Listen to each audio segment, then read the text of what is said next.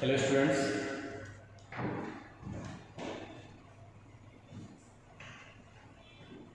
real number has been done, polynomial done. Today we will start one of the most important topic, that is the trigonometry. Today we will start trigonometry, one of the finest and important topic.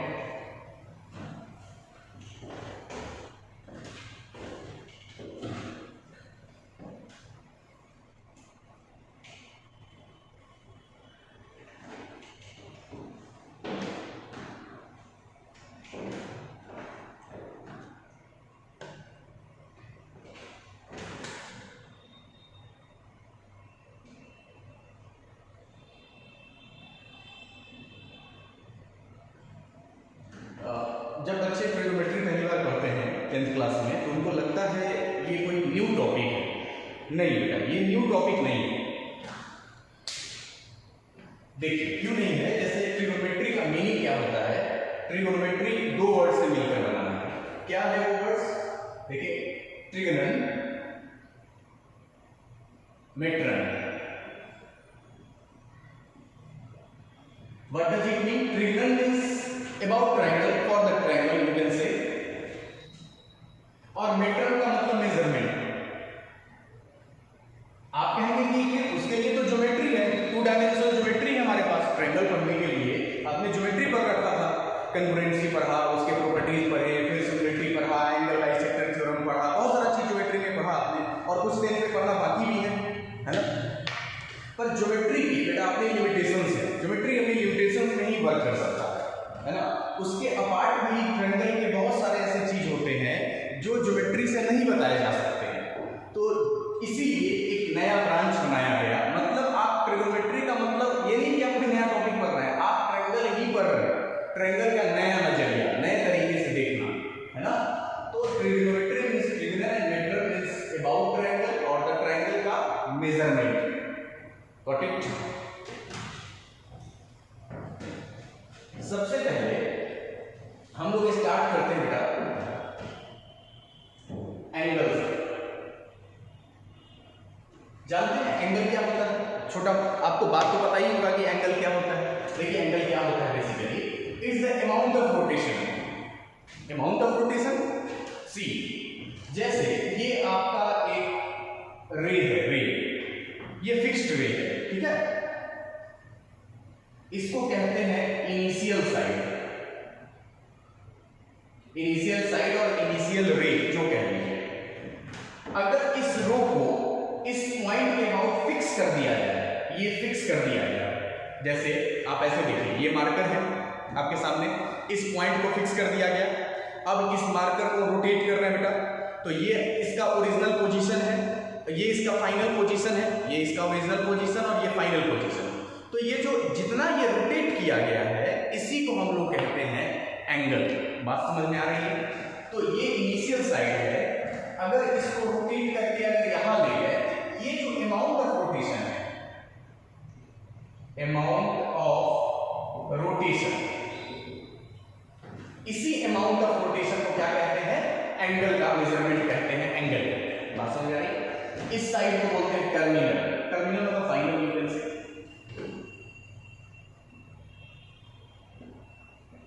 बात समझ में? Angle की बात की है, it's the amount of rotation of initial side up to terminal side, simply. Okay. अब ये amount of rotation तो दोनों तरफ हो सकता है। जैसे बेटा ये मार्कर है, ये मान लीजिए आपका इनिशियल रे है, हम इसको एंटी क्लॉकवाइज, आप क्लॉकवाइज एंटी क्लॉकवाइज समझते हैं ना। ये है घड़ी, वॉच। तो अगर आप इस डायरेक्शन को लिया है, ऐसे वाला जो डायरेक्शन है, ऐसे ऐसे ऐसे, क्या ये क्लॉकवाइज है और एंटी क्लॉकवाइज है? क्लॉकवाइज मींस जैसे घड़ी चलता है वैसे ही चलना है। मान लीजिए ऐसे घड़ी है, तो घड़ी कैसे चलता है बेटा? घड़ी तो ऐसे चलता है, ऐसे। ये वाला ऐसे ऐसे, ये वाला डायरेक्शन क्या हो गया बेटा? क्लॉकवाइज। और अगर हम इस डायरेक्शन की बात करें, ये वाला डायरेक्शन, तो क्या है ये वाला डायरेक्शन? Anti clockwise. घड़ी की दिशा की जस्ट विपरीत, घड़ी जिधर चलता है उसके विपरीत चलने को हम एंटी क्लॉकवाइज कहते हैं। तो इस एंगल जब बनाया गया मैथमेटिक्स में तो एक बात बताया गया, सेंस ऑफ एंगल। मैथमेटिशियन ने कहा कि आप जो रोटेशन करा सकते हैं वो तो क्लॉकवाइज भी करा सकते हैं, एंटी क्लॉकवाइज भी करा सकते हैं। तो डिफाइन किया गया कि जो एंटी क्लॉकवाइज रोटेशन होगा, जैसे अगर मान लीजिए ये थीटा है कोई एंगल, तो ये पॉजिटिव होगा। अगर उतना ही रोटेशन अगर हम क्लॉकवाइज में करेंगे, उतना ही रोटेशन अगर हम क्लॉकवाइज में करेंगे तो वो निगेटिव थीटा हो जाएगा। बात समझ में आ रही है? तो सेंस ऑफ एंगल क्या है? Anti clockwise. ये बात क्लियर? एंटी क्लॉकवाइज, कोई दिक्कत नहीं आती। आगे बढ़ो, बिल्कुल बेसिक बात, आगे बढ़ो। ठीक है, एंगल क्या होता है, सेंस ऑफ एंगल क्या है, एंटी क्लॉकवाइज की बात क्लियर। अब एंगल को मेजर कैसे कैसे करते हैं, तो एक आप बचपन से सुने डिग्री वाला मेथड, नहीं डिग्री 30 डिग्री 60 डिग्री वगैरह वगैरह, है ना? तो क्या है,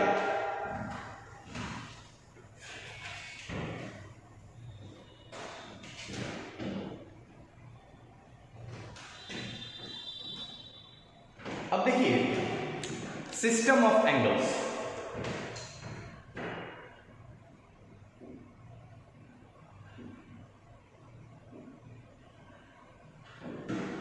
सिस्टम ऑफ एंगल्स, देखिए पहला जो सिस्टम है ये है सेक्साजेसिमल सिस्टम।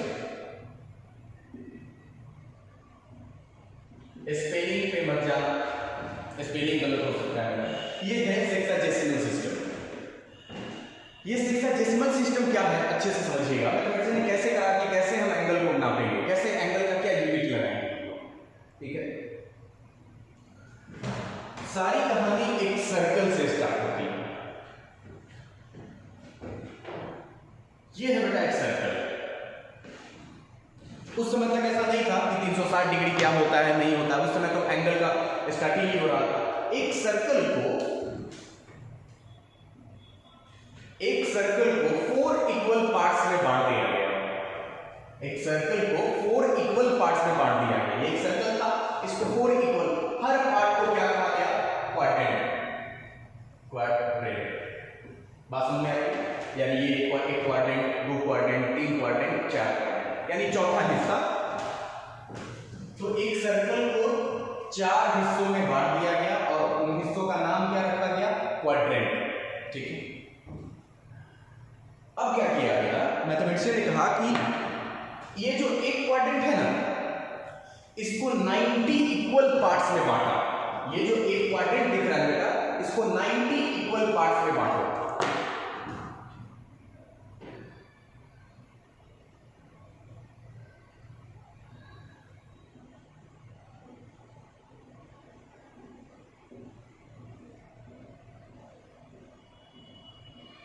ये दिखाई दे रहा है 90 equal parts, 90 equal parts, 90 equal parts में बांटा गया। किसको? एक क्वाड्रेंट को। और हर एक पार्ट को, जैसे ये 90 इक्वल पार्ट्स है ना, तो हर एक पार्ट को 1 डिग्री कह दिया गया। यही से डिग्री का निर्माण होगा।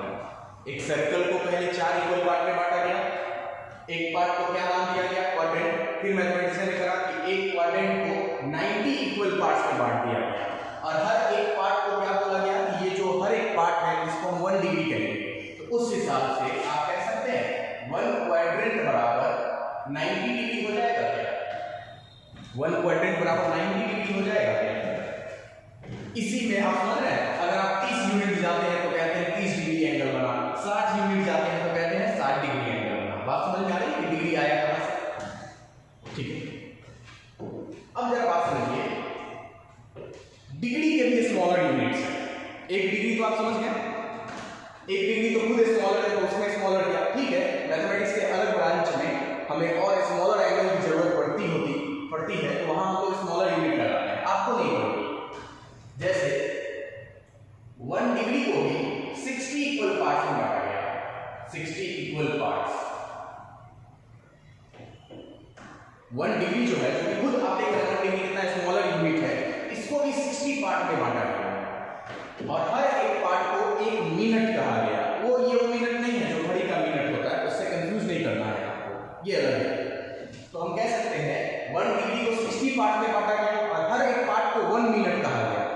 मतलब 1 डिग्री में 60 minute, 1 degree is equal to 60 minute, minute का ये सिंबल। सिमिलरली 1 मिनट को 60 पार्ट में बांटा गया और हर एक पार्ट को 60 सेकेंड कहा गया। मतलब क्या कि 1 मिनट में 60 second. I hope this is clear. ये स्मॉलर यूनिट है और इनका कोई यूज नहीं है, और जान लेना जरूरी है बस, और कुछ। क्वाड्रेंट का 90वां हिस्सा, यानी क्वाड्रेंट में 90 हिस्सा किया गया और एक हिस्सा को 1 डिग्री कहा गया। 1 डिग्री को 60 इक्वल पार्ट में बांट के क्या कहा गया? मिनट, यानी 1 डिग्री बराबर 60 मिनट, और 1 मिनट को भी 60 इक्वल पार्ट में बांट देंगे तो 60 सेकंड हो जाएगा। I hope this is clear. अब आप कहेंगे इससे क्या क्वेश्चन बन सकता है? देखिए क्वेश्चन तो नहीं, और मान लीजिए फिर भी एग्जामिनर को मन कर गया क्वेश्चन पूछने का, तो कैसे पूछ सकता है? देखिए कैसे पूछ सकता है थोड़ा बहुत। जैसे किसी ने कहा subtract 27 degree 56 minute 12 second from a right angle. कैसे क्वेश्चन बनाए जा सकते हैं? इस बेसिस पे कैसे क्वेश्चन बनाए जा सकते हैं? बचपन में वो क्वेश्चन नहीं पढ़ा था, 60 लीटर में से माइनस करते थे तो डेसीलीटर वाला कॉलम बनाते थे, मिलीलीटर वाला कॉलम बनाते थे, और आप जानते हैं मिलीलीटर से मिलीलीटर माइनस करते थे, रिमेंबर जूनियर क्लासेस में। तो जैसे आपने कहा इस क्वेश्चन में भैया 90 डिग्री में से माइनस करना है 27 डिग्री 56 मिनट 12 सेकेंड।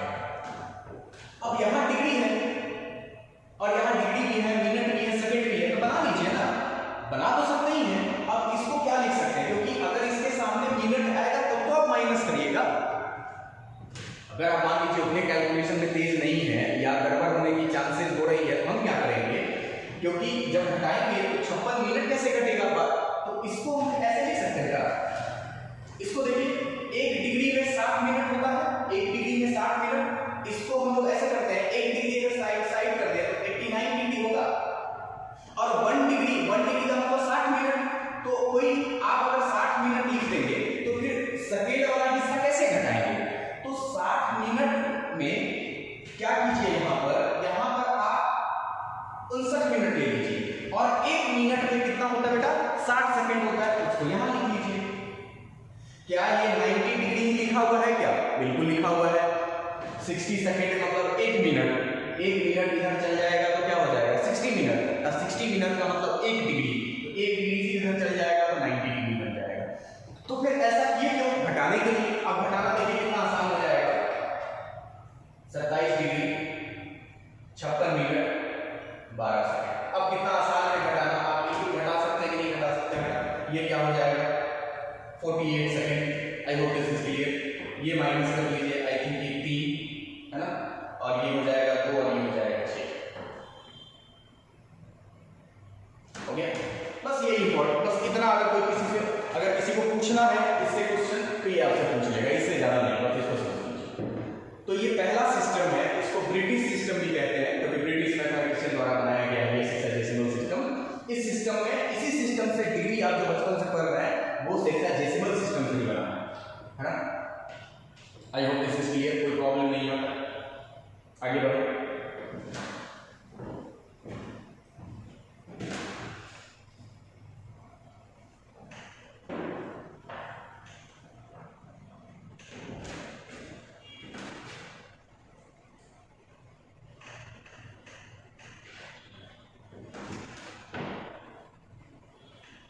अब दूसरा सिस्टम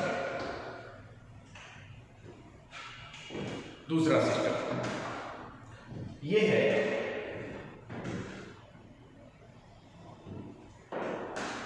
सेंटीसिमल सिस्टम।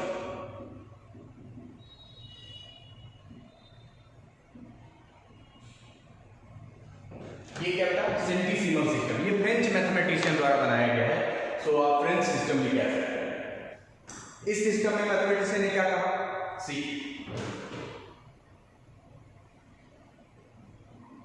ये एक सर्कल को 4 इक्वल पार्ट में बांटा गया। यहां में फ्रेंच सिस्टम में, सेंटीसिमल सिस्टम में भी एक सर्कल को 4 इक्वल पार्ट में बांटा गया और हर एक पार्ट को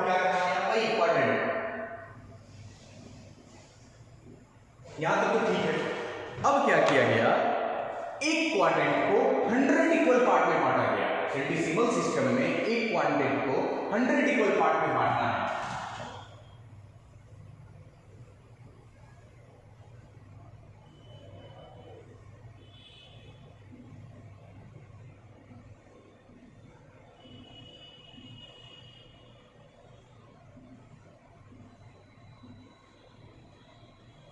हंड्रेड इक्वल पार्ट्स, और एक पार्ट को, और हर एक पार्ट को, ये जो एक पार्ट है इसको कहा गया वन ग्रेड। क्या कहा गया बेटा? जैसे वहां एक क्वाड्रेंट को 90 पार्ट में बांटा गया और एक पार्ट को क्या कहा गया? 1 डिग्री। और इस सिस्टम में एक क्वाड्रेंट को 100 इक्वल पार्ट्स में बांटा गया और एक हिस्सा को 1 ग्रेड कहा गया। इट मींस कि इस सिस्टम के हिसाब से एक क्वाड्रेंट में कितना ग्रेड? 100 ग्रेड। तो अब इस सिस्टम के हिसाब से एक क्वाड्रेंट में 100 ग्रेड, जैसे ऊपर डिग्री लिखते थे ना, यहां जी लिखते हैं, स्मॉल जी, 100 ग्रेड। अब इसके भी स्मॉल यूनिट्स है, यूज तो नहीं है, फिर भी आप जान लीजिए। एक ग्रेड को 100 पार्ट में बांट दीजिएगा तो इसका मिनट आएगा, इसका अपना मिनट है, उसके मिनट से लेना देना नहीं है।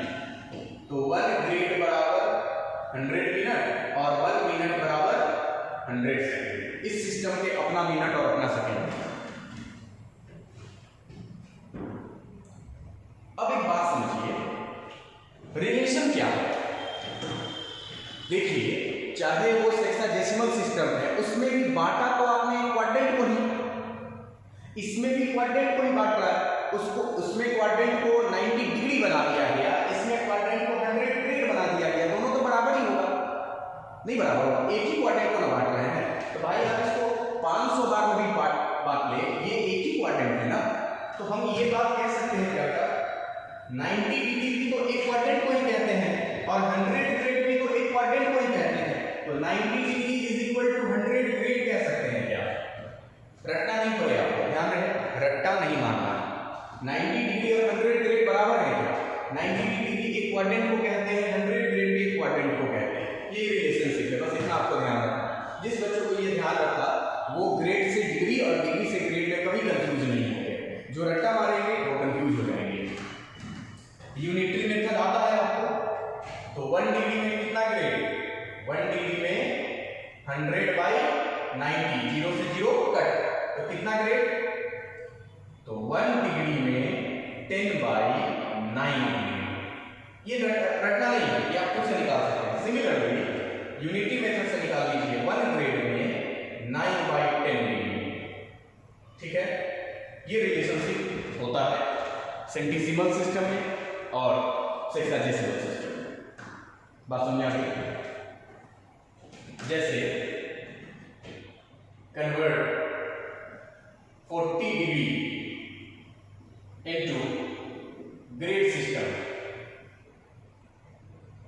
40 डिग्री को ग्रेड में बनाना है, तो 40 डिग्री को ग्रेड में बनाना है। देखिए 1 डिग्री बराबर 10/9, तो 40 डिग्री को बनाना है, क्या लिख देंगे हमको? मल्टीप्लाई कर दीजिए, बना के बता सकते हैं 36 ग्रेड हो जाएगा क्या? 36 ग्रेड। 90 डिग्री को ग्रेड में बनाना है। 1 डिग्री बराबर होता है 10/9, तो 40 डिग्री बराबर क्या हो जाएगा? इनटू क्या लिख देंगे हम लोग? अब इसको बनाना है ग्रेड में, तो 10/9 लिख देंगे। नहीं, सॉरी, कैलकुलेशन लीजिए, ये ग्रेड बन जाएगा, जो भी कैलकुलेशन है। अच्छा, तो ये कहें कन्वर्ट 40 ग्रेड इनटू डिग्री बना लेंगे।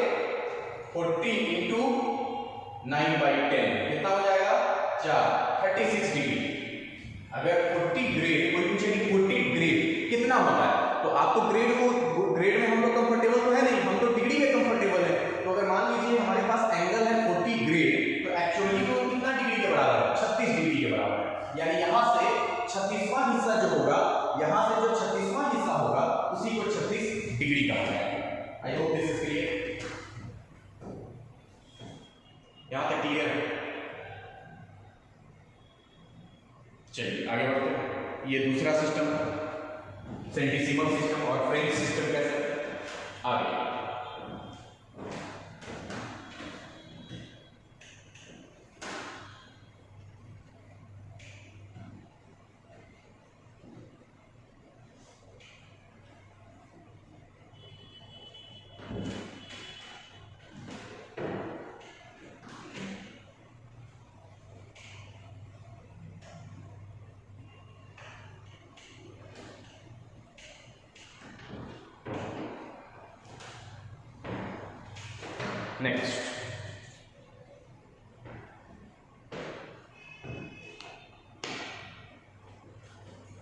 नेक्स्ट जो सिस्टम है हमारा दैट इज नोन एज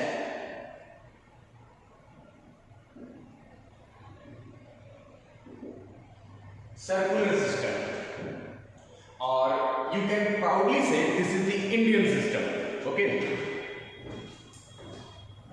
क्या है ये सिस्टम? जैसे आपने देखा सेक्साजेसिमल सिस्टम में डिग्री होता था, मेजरमेंट ऑफ एंगल होता था डिग्री में, फिर सेंटिसिमल सिस्टम में क्या था, ग्रेड में था।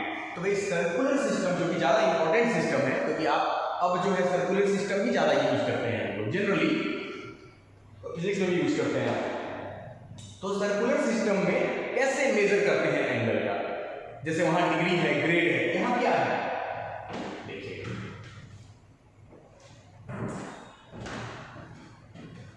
in this system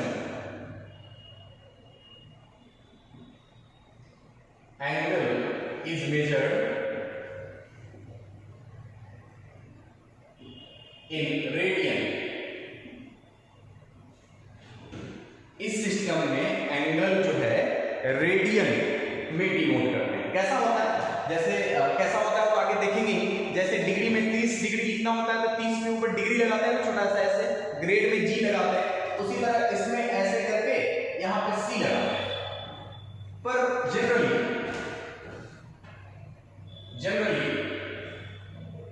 C is not written, लिखा नहीं जाता है। मॉडर्न मैथमेटिक्स में ये सी लिखने की जरूरत नहीं है। मॉडर्न मैथमेटिक्स में रेडियन सिंबल में सी लगाने की जरूरत नहीं है। आगे क्लियर हो जाएगा, अभी आप समझिए कि इस सिस्टम में जो एंगल नापते हैं हम लोग वो डिग्री और ग्रेड से नहीं नापते, रेडियन से नापते हैं। जैसे 2 रेडियन कोई एंगल है तो 2 रेडियन होता है।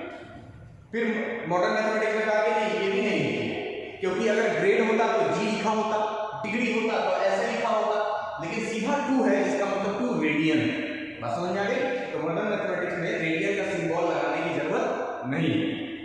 सिंपली 2 का मतलब 2 रेडियन, 10 का मतलब 10 रेडियन। अच्छा, वो तो ठीक है। अब सवाल ये है कि अब आप कहेंगे ना कि क्या रिलेशन है इस रेडियन का डिग्री और ग्रेड से, क्या रिलेशन है? क्योंकि जो नया यूनिट होता है उसका पुराने वाले से क्या रिलेशन होता है, अगर हम ये समझ गए तो हमारे लिए अच्छा है कि भाई इससे अनुमान लगा सकते हैं, आप अप्रोक्सीमेट कर सकते हैं, है ना? ठीक है, चलिए देखते हैं कैसे है। ये समझने के लिए 2 बात आपको हम ले चलेंगे 7th 8th क्लास में। आपको 2 बात समझना है, पहले समझ लीजिए उसके बाद हम बात करते हैं। 7th 8th क्लास में आप एक टॉपिक पढ़े होंगे, डायरेक्ट प्रोपोर्शन और इनवर्स प्रोपोर्शन पढ़ेंगे आप, जहां आप डायरेक्टली प्रोपोर्शनल और इनवर्स प्रोपोर्शनल पढ़े होंगे। जैसे time and work inverse proportional है। 2 आदमी किसी काम को अगर 10 दिन में करेगा तो 4 आदमी उसी काम को 5 दिन में करेगा। लेकिन जो कॉस्ट और आर्टिकल्स है वो डायरेक्ट प्रोपोर्शन है, समझ लो। यहां पेन लिखा है, पेन, यहां पे कॉस्ट लिखा है। 2 पेन का दाम अगर 10 रुपए बेटा तो 4 पेन का दाम क्या 20 रुपए होगा? पढ़े? इसको कहते हैं डायरेक्ट प्रोपोर्शन। अच्छा भैया, तो फायदा क्या होता है डायरेक्ट प्रोपोर्शन में? डायरेक्ट प्रोपोर्शन में रेशियो हमेशा सेम होता है। आप देखिए 2/4 का रेशियो और इनका रेशियो, क्या ये 1/2 है? क्या ये भी 1/2 है? बात समझ में आ रही है कि नहीं आ रही? देखिए, जब अगर कोई 2 क्वांटिटी डायरेक्टली प्रोपोर्शनल है, डायरेक्टली प्रोपोर्शन का मतलब बढ़ने से बढ़े और घटने से घटे। जैसे 2 पेन का दाम 10 रुपया, 4 पेन का दाम 20 रुपया, ये डायरेक्टली प्रोपोर्शनल हो गया, ठीक है? क्योंकि जैसे ही पेन बढ़ा, पेन का नंबर बढ़ा, कॉस्ट भी बढ़ गया आपका। इसको डायरेक्टली प्रोपोर्शनल बोलते हैं। ठीक है, सिंबल कैसे होगा, इसको ऐसे लिखेंगे, cost of pen directly proportional to the number of pens. तो इससे फायदा क्या है भैया, इससे फायदा ये है कि अगर दो क्वांटिटी डायरेक्टली प्रोपोर्शनल है तो उनका रेशियो हमेशा ही बराबर होता है। जैसे मैं अगर ये लिखूं y डायरेक्टली प्रोपोर्शनल x है और y की दो वैल्यू है y1 y2, इसका रेशियो और x1 x2 का रेशियो हमेशा बराबर होगा। दो क्वांटिटी अगर डायरेक्टली प्रोपोर्शनल है तो उनका रेशियो हमेशा बराबर होता है। अब देख रहे हैं। अच्छा, इनवर्स में क्या होता है भैया, उल्टा रेशियो बराबर होता है। उल्टा रेशियो देखिए, टाइम एंड वर्क को देखिए, टाइम एंड वर्क को देखिए, ये बस रिवीजन है आपके जूनियर क्लासेस में, ये सब बातें जूनियर क्लासेस की हैं। टाइम एंड वर्क में क्या होता है, अगर दो आदमी है किसी काम को 10 दिन में करता है तो 4 आदमी उसी काम को कितना दिन में करेगा, देखिए तो 5 दिन में करेगा। तो देखिए इसका रेशियो 1/2 और इसका उल्टा रेशियो देखिए, क्योंकि अभी करिएगा तो 2/1 हो जाएगा, इसका उल्टा रेशियो 5/10 कीजिए तो बराबर हो जाएगा। तो डायरेक्टली प्रोपोर्शनल में रेशियो बराबर होता है, इनवर्सली प्रोपोर्शनल में उल्टा रेशियो बराबर होता है। कैसे, ठीक है।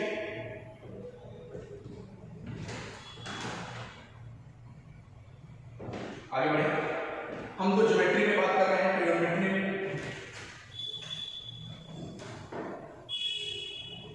अच्छे से समझना है बेटा, रेडियन आपके फिजिक्स में भी खूब यूज होगा, अच्छे से समझना है।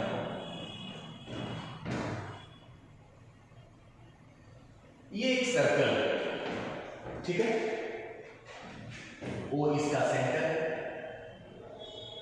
नहीं तो पढ़ा था ना, सर्कल ऐसे ही लिखा जाता है COR, it means a circle having radius R unit and the centre at O। ये सर्कल को लिखने का तरीका बनाया गया है।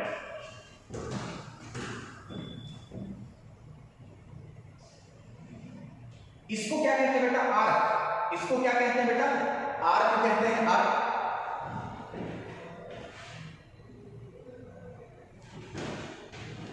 आप जानते हैं, सर्किल लाइन में पढ़े हैं, सर्किल के सेंटर पे एंगल बनता है with the help of radius. कौन बनाता है, आर्क बनाता है। देखिए ये आर्क इसके और इसके हेल्प से कुछ सेंटर पे एंगल बना रहा है, क्या पढ़े हैं आपने लाइन में।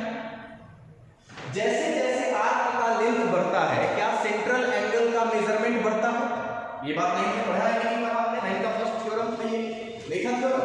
जैसे साइड में देखिए, ये सर्कल है, अगर आर्क लेंथ कितना है तो सेंटर पे एंगल कितना बनता है, और अगर आर्क लेंथ बढ़ा दिया जाए तो क्या सेंटर पे एंगल नहीं बढ़ जाता, तो आप कहेंगे बिल्कुल बढ़ जाता है। अच्छा, तो अगर अच्छा इस सर्किल के रेडियस का लेंथ कितना है, r। मान लीजिए इसके आर्क का भी लेंथ अगर r के बराबर हो जाए, आर्क भी तो लेंथ है, तो उसको मान लेते हैं आर्क रेडियस 2 सेंटीमीटर। तो मान लीजिए आर्क जिस समय 2 सेंटीमीटर हो जाएगा और उस समय रेडियस के साथ जो एंगल बनाएगा सेंटर पे, उसी को हम लोग कहेंगे 1 रेडियन एंगल। समझ में आया, 1 रेडियन एंगल।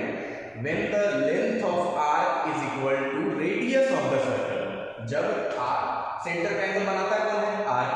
किसके हेल्प से, रेडियस के हेल्प से, क्लास 9 में आपने पढ़ा। तो जिस समय आर्क का लेंथ रेडियस के लेंथ के बराबर हो जाए और उस समय जो सेंटर पे एंगल बनता है उसी को 1 रेडियन कहते हैं। बस इतना सा, 1 radian is angle made by arc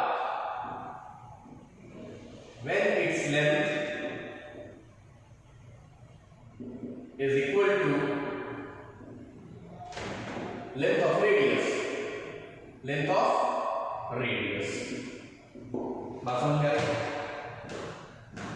उसी को 1 रेडियन कहेंगे। चाहे वो सर्कल कितना बड़ा हो कितना छोटा हो, उससे फर्क नहीं पड़ता है ना। ऐसे भी एंगल को बड़ा छोटा से फर्क नहीं पड़ता है बेटा। जैसे यहाँ देखो, ये एंगल अगर 30 डिग्री है तो ये एंगल कितना है, ये भी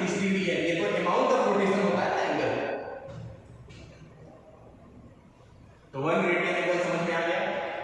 जिस समय आर्क का लेंथ यानी अगर AB आर्क का ये सिंबल होता है बेटा, अगर AB आर्क का लेंथ रेडियस के बराबर हो जाएगा तो एंगल AOB का मेजरमेंट कितना कहलाएगा बेटा?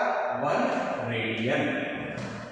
और थोड़ी देर पहले मैंने बताया रेडियन अगर नहीं भी लिखेंगे, सिंपली अगर 1 लिख दिए इसका मतलब 1 रेडियन ही होता है। ठीक है, कितनी बात समझ में आ गई? 1 रेडियन एंगल क्या है?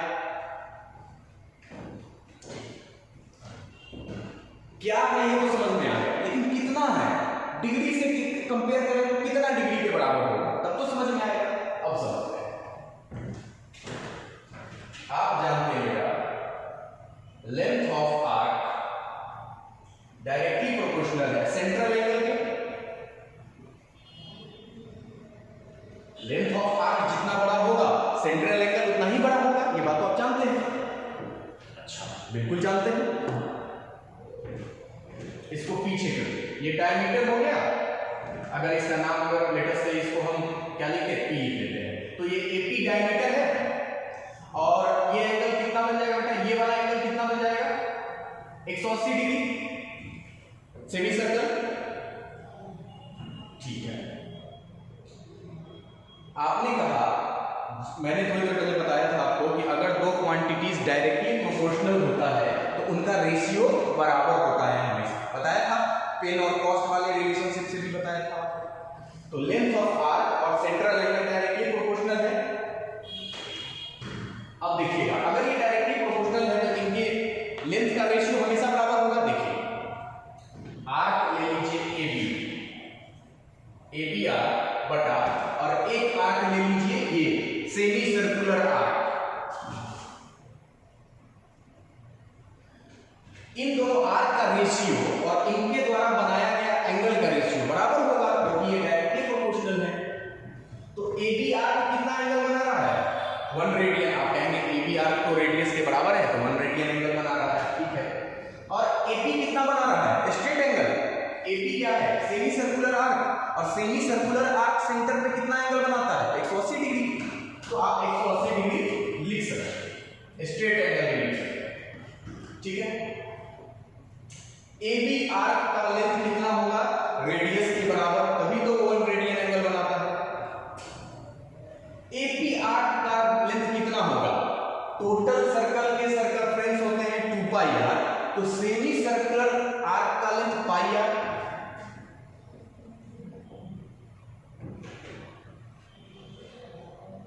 वन रेडियन 1 रेडियन। आर से आर कट गया बेटा। अब क्रॉस मल्टीप्लाई कर दें, 1 तो किसी नंबर में मल्टीप्लाई होगा तो कोई चीज नहीं है। तो यहां से आपको एक चीज दिखा, ध्यान से देखिएगा, क्रॉस मल्टीप्लाई करेंगे 180 degree is equal to pi radian. अब बात समझ में आ गई? 180 degree is equal to pi radian, या सिंपली पाई, रेडियन बोलने की जरूरत नहीं है। ये वही पाई है जिसका न्यूमेरिकल वैल्यू 22/7 होता है। ये वही पाई है जिसका न्यूमेरिकल वैल्यू 22/7 होता है, और एंगल मेजरमेंट वैल्यू 180 डिग्री के बराबर होता है। बात समझ में आ गई? ये वही पाई है। ये भी पाई तो सर्कल से आया है, और आप जानते हैं ये जो पाई है ये सर्कल से ही आया है। सर्कल के सर्कमफ्रेंस और डायमीटर का रेशियो होता है। तो इस पाई का न्यूमेरिकल वैल्यू है 22/7 और डिग्री मेजर वैल्यू है 180 डिग्री। सब कुछ सर्कल से कनेक्टेड। अब देखिए, अब तो कहानी खत्म, आप जान रहे हैं यूनिटरी मेथड आपको आता है। देखिए, pi radian is equal to 180 degree, तो टेल मी 1 रेडियन बराबर कितना होगा? तो आप कहेंगे भैया 180 डिग्री बटा पाई, यूनिटरी मेथड से। अब इसका कैलकुलेशन करेंगे, 180 डिग्री 22/7 ऊपर डिवाइड कीजिए, डिवाइड करके देखिए कितना आता है।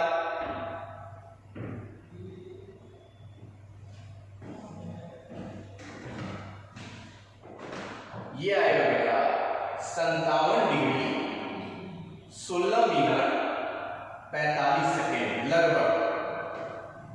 यानी 1 रेडियन कितने एंगल को कहते हैं? लगभग 57 डिग्री 16 मिनट 45 सेकेंड को। अब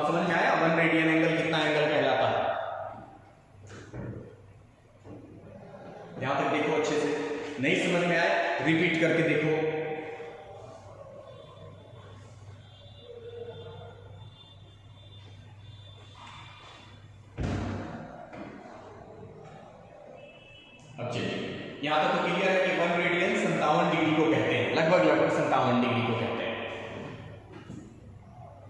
अब यहां से पता चल गया कि डिग्री और रेडियन में क्या रिलेशन है।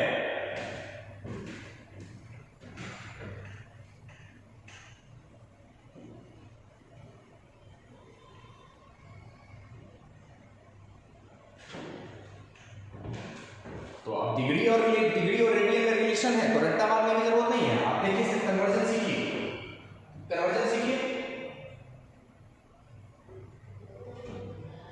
पाई radian is equal to 180 degree, तो 1 रेडियन इज इक्वल टू 180 बटा पाई। बस इसको ध्यान रखना है आपको, बात खत्म। जैसे देखिएगा,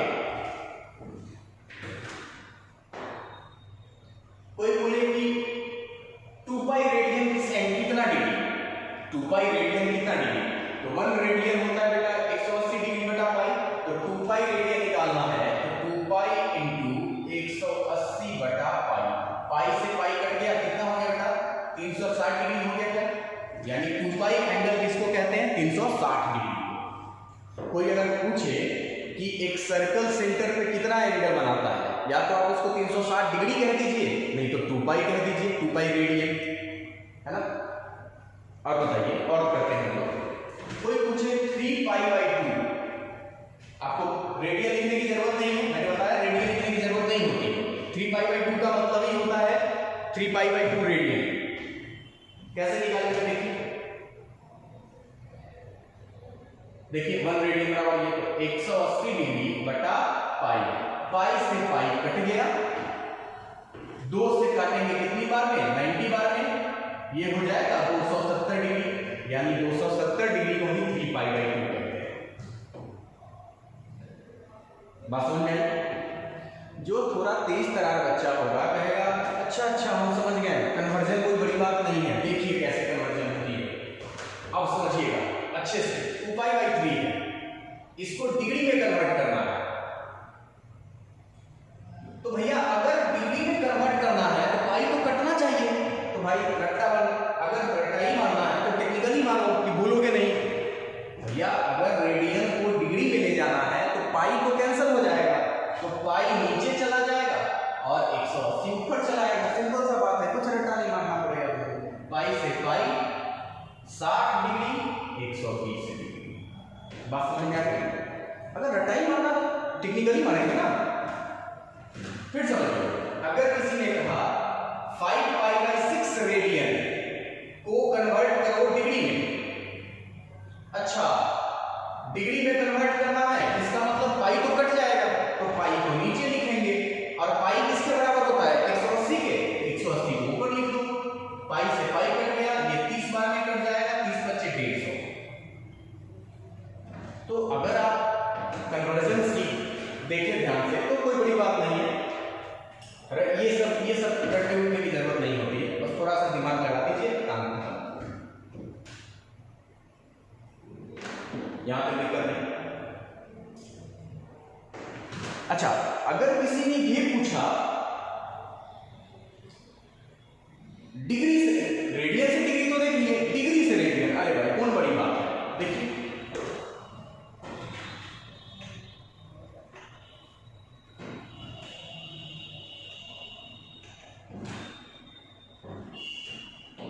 डिग्री से रेडियन करना, बताइए 180 डिग्री पाई रेडियन के बराबर है, रेडियन लिखने की जरूरत नहीं, आप लिखना चाहे तो लिखे, नहीं लिखे तो 1 डिग्री बराबर क्या पाई बटा 180। तो बच्चा इसको रटता है, हम कहते हैं रटने की क्या जरूरत है। देखिए जैसे मान लेते हैं हमको 60 डिग्री को कन्वर्ट करना है रेडियन में, भैया अगर ये रेडियन में कन्वर्ट होने वाला है मतलब डिग्री कट जाएगा, तभी तो रेडियन में जाएगा। देखिए कुछ नहीं कीजिए, 60 डिग्री इंटू डिग्री काटना है आपको, तो 180 डिग्री नीचे लिखिए, और 180 डिग्री जब नीचे लिखेंगे तो ऊपर कितना लिखना पड़ेगा पाई, क्योंकि पाई ही तो 180 डिग्री है। देखिए हो गया pi by 3 radian, pi by 3 radian को ही 60 डिग्री कहते हैं। किसी ने आपसे पूछा 120 डिग्री को कन्वर्ट करो, रटने वाला बच्चा ये याद रखता है, हम कहते हैं भाई दिमाग से रटना ही है तो दिमाग लगाओ। 120 डिग्री आप अगर रेडियन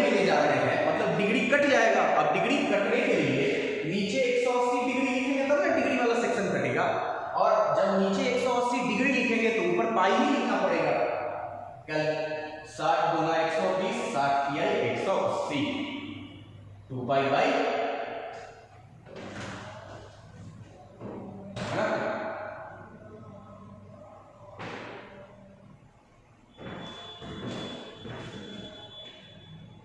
कोशिश कीजिए 450 डिग्री, 300 डिग्री, रेडियन में कन्वर्ट कीजिए इसको। 450 डिग्री, 300 डिग्री, 150 डिग्री, 135 डिग्री, सबको रेडियन में कन्वर्ट कीजिए, है ना? तो आज के लिए हम लोग रहने देते हैं। आज हम बस सिस्टम ऑफ एंगल्स के बारे में पढ़े हैं कि भैया एंगल कितने तरह से नापा जाता है। एक डिग्री जो कि बचपन से आप पढ़ रहे थे, एक ग्रेड और एक नया सिस्टम आप सीखें। ठीक है, दैट्स ऑल फॉर टुडे। फिर कल कंटिन्यू करेंगे हम लोग।